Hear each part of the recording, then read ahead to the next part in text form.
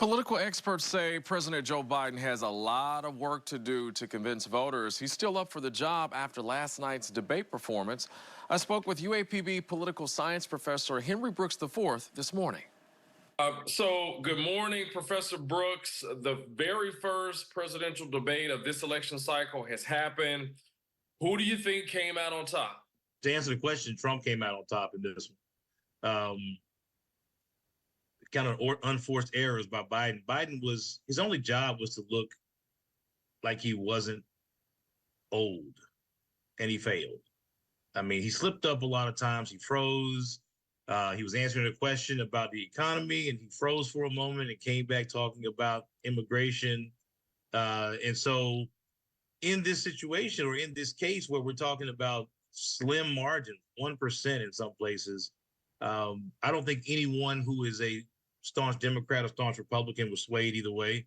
So what moments from last night do you think will have voters and pollsters talking the most after last night's debate? The perception of Biden being old. And to be clear, Trump didn't win the debate. I mean, he was Trump. He looked more energetic, but his answers and his responses, I mean, they were full of a lot of stretches of the truth. But that's part of how Trump does things. He speaks in those types of exaggerations or outright falsehoods. I would like to know how many people actually sit home and watch a debate and base if they're going to vote or who they're going to vote based on a debate performance. We're talking about 1% difference in these candidates. So I think we do have to be concerned about maybe younger voters.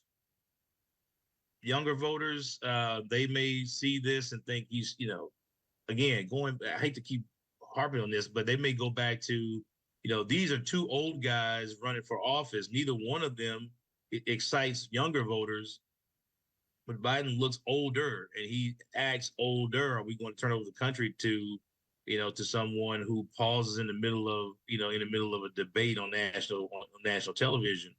Well, Professor Brooks, thank you so much for your time. Thanks, Ryan.